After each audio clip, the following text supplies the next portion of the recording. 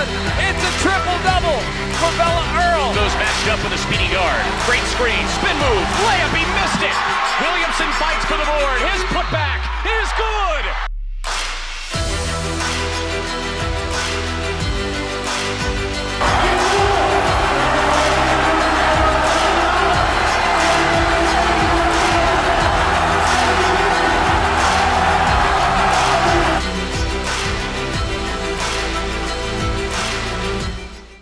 What's up, guys? I'm sorry that I didn't put this out sooner.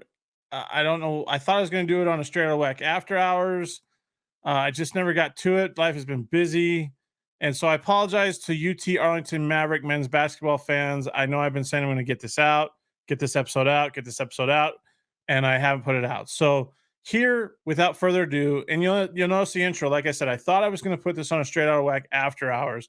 So that's what I introduced it as when we started recording. But here is head coach KT Turner. We talk about the Mavs last year. We talk about what he's learned. We talk about the Mavs this year and a whole new roster with only two returners. Cade Douglas and Brandon Talbot are back, but the rest of them are newcomers. Are they going to be able to replicate the 20-win season they had last year? I mean, it was a turnaround of, 9 wins from the year before. So we're going to see what happens. I love some of the stuff that KT Turner says in this recording, and I hope that you enjoy it.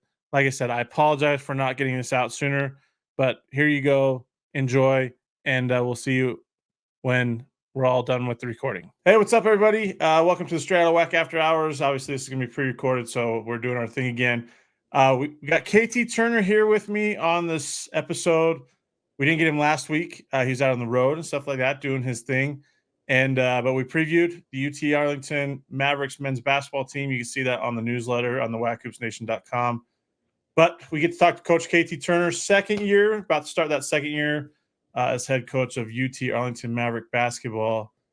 KT, how's your summer been? It's been good. Kind of busy with the team and my kids' activities, but it's been fun. I had a full summer. It was good. I enjoyed it. What's maybe one of your favorite parts of the summer so far? Maybe something you did with your kids or family or whatnot? Going to watch my son play basketball and my daughter play volleyball at their tournaments. That was very fun for me to sit back and relax and watch them play. Is it, now that you're a head coach, I mean, you've been assistant and everything else, but like, is it easy for you to sit back and let other people coach your kids and maybe just relax and enjoy the game rather than having to stress over the X's and O's of? Absolutely. I'd rather sit back and watch my kids. No pressure on me at all. Very nice. Very nice. Did you get on the officials at any time during a ball game or something like that? I did, and I got in trouble by my wife. That wasn't fun at all. But yeah, I'm not good with the refs. Is she a little bit more? Is your wife a little bit more on you when you get on refs at your kids' games, or when you're actually coaching a ball game and she sees you getting on officials? Oh, absolutely, at my kids' games. Okay. Every time. I mean, I get stares and looks and text messages and stuff. So definitely my kids' games. That's awesome. That's awesome. Well, we got year two. In year one, you guys won 20 games, up that from an 11-win season before you took over. What were the biggest things that stood out to you in your first year as head coach that maybe you were pretty proud of what the program did, what the guys did in that first year? Maybe something you learned that you could be a little bit better at in year two. One, just how I was really happy for our guys, what they did, because a lot of them hadn't won. It was great to see Shamar go out the way he did, Dejuan. So I was just really happy for those guys and how they came together. And we had ups and downs during the season, and they never quit. They never gave up on each other or our staff. So that was fun. That was exciting to see, exciting to be a part of. One thing I would say, the communication part, like as a head coach, you have to continue to communicate with each and every player outside of campus, in my opinion. And that's one thing we're going to get better at this year. you talk about the way that Shamar and Dejuan went out. I mean, Dejuan was at New Mexico State when all that stuff went down, and he was having a good year for the Aggies, when that all went down and wasn't part of any of that mess. But, just to bounce back and have the season he did for you. And Shamar, with what he's been through at UT Arlington, could you just maybe expand a little bit on both of those guys and the I don't know, the determination to be what they could be and what the UT Arlington team could be and how they helped that? Yeah, they you said the word. They both were determined. Aaron Cash was, AK was too. Those guys just wanted it. They wanted it. They set the culture for this program. They're being talked about a lot to this year's team. Try not to do too much of it, but those guys set the culture. They set the standard around here. They set how hard we're going to play. So those guys are being talked about a lot. They were talked about a lot this summer to our new guys. And I'm just, like I said, the way for me being a head coach in my first year, I couldn't have a better group of seniors than what I did. Speaking of seniors and transfer portal and all that stuff, I got a question from a UTA fan. I think it was last week when I told him I'd be talking to you. And they kind of asked if the whole turnover roster-wise is going to be the norm in college basketball, maybe just in college sports, I guess you could say, with the way NIL and the transfer process is nowadays. Do you feel that's the case, or is it just maybe at certain levels, like the mid-major level and so forth, where guys have these fantastic seasons and then I don't know your thoughts on that to maybe kind of. I definitely think roster turnover is going to be big going forward. I think that I do think we're going to have turnover every year. The league we're in, if you're good, guys are going to come take your players. There ain't nothing you can do about it. The money's too high in certain conferences. But I just think that's the norm, and that's something that me and my staff are ready for. I feel like I'm a junior college coach again, and I'm glad I went through it because it's helped me out. It's helped me out a lot now, being able to turn rosters over each year. But I think it's going to happen. I just think that's the game right now, and we got to play it, and we want to play it the best. So we don't mind it. It happens. We had a guy leave and go in conference. It is what it is. Yeah.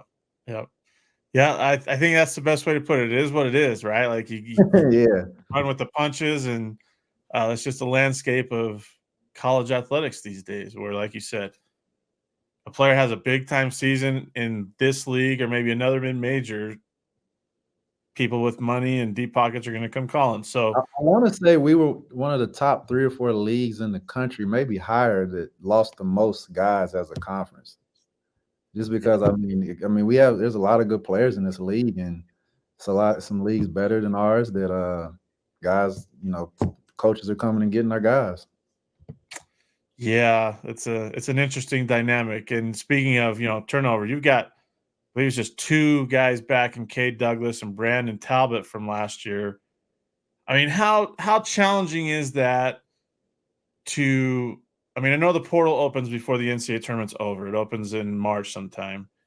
But how challenging is that for you to just turn over like an entire new roster in, what do we want to say, 4 or 5 months, right? Because from about April to August, you're trying to get your team together because you want to have everybody on campus by the start of school. How challenging is that? Or is it just you already have those connections with guys that you want to go recruit, and so it's a little bit easier in that? No, it's very challenging. So we played that Saturday night. We got back to Dallas on Sunday, and that Monday the portal opened. And we worked from that Monday until probably a week before summer school started. So it's very challenging. It's a lot of work, a lot of time being spent on the phones and on the airplanes and hotels, going to see kids. But it's worth it. You have to do it, get the job done. But it's definitely challenging, a lot of work.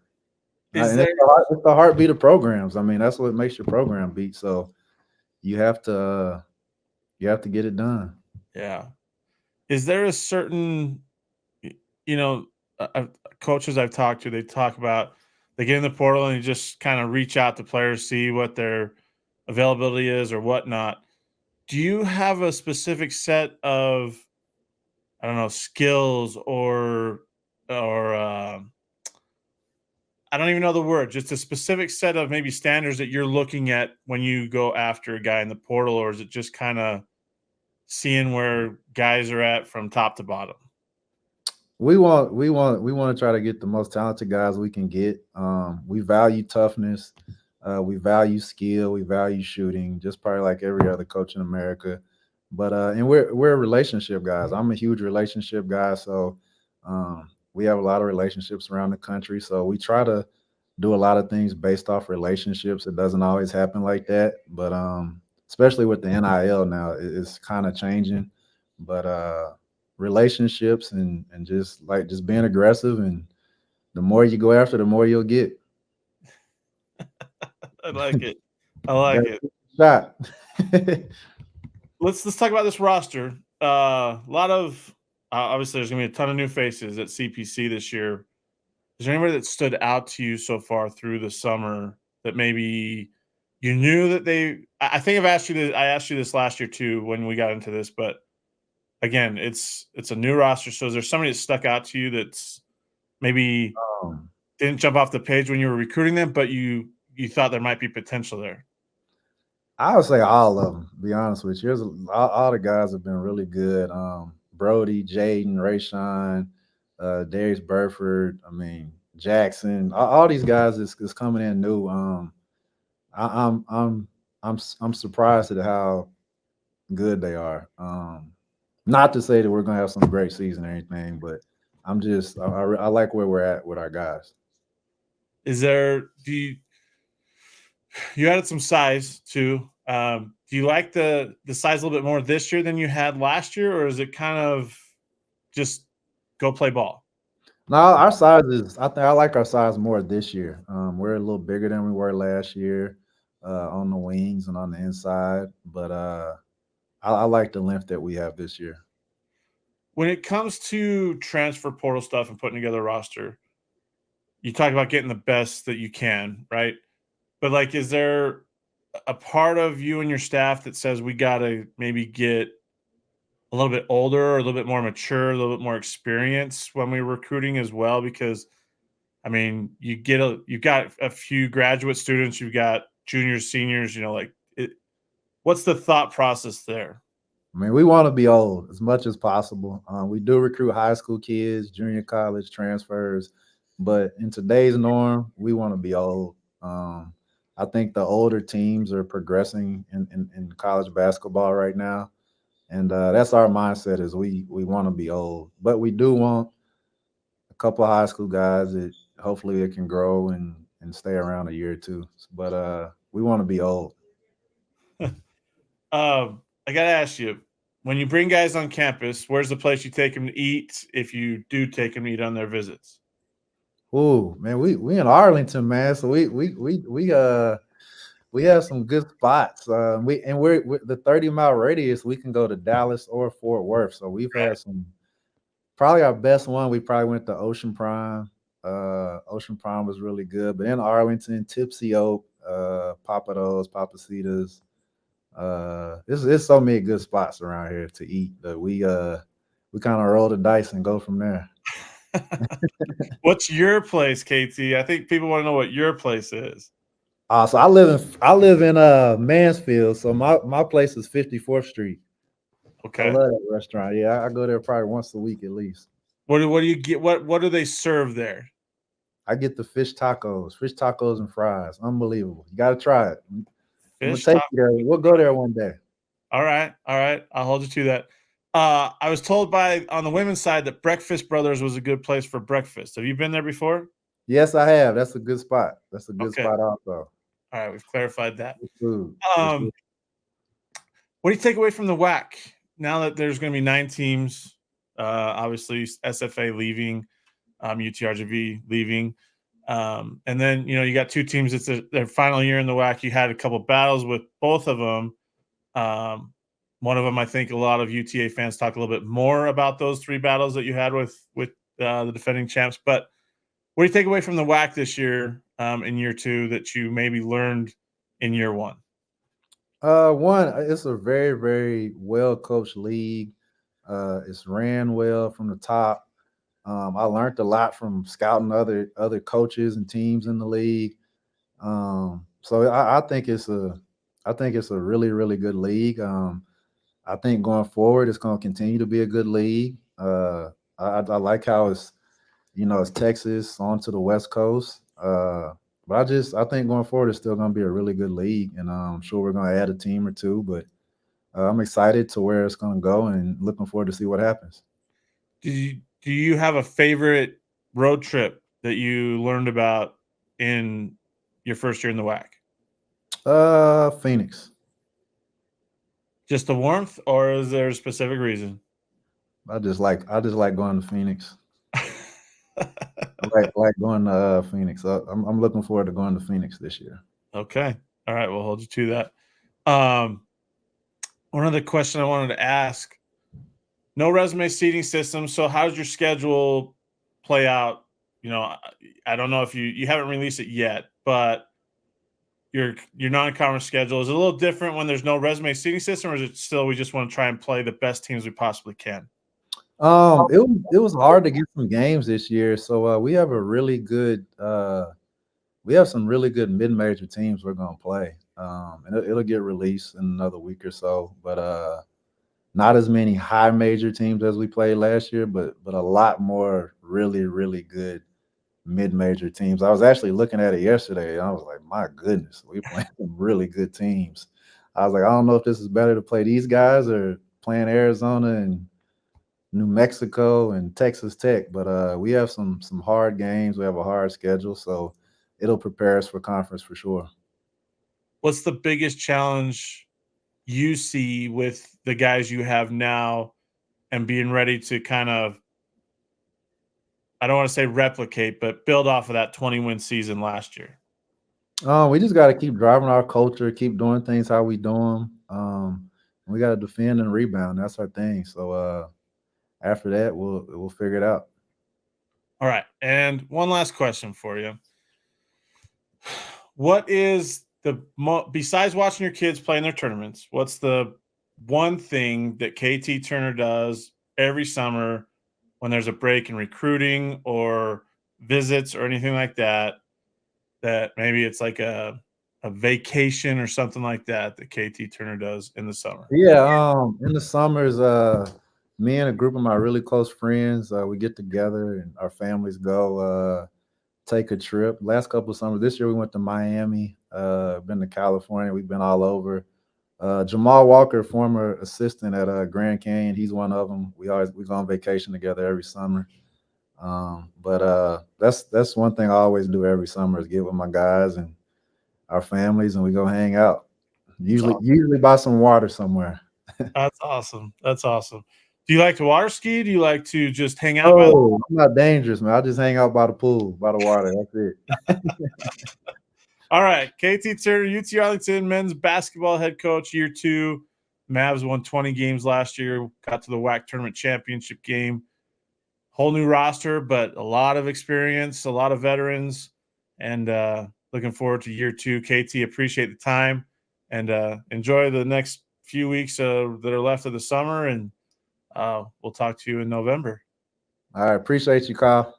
All right, you guys. Right. Thanks for tuning in, guys, and we'll be right back.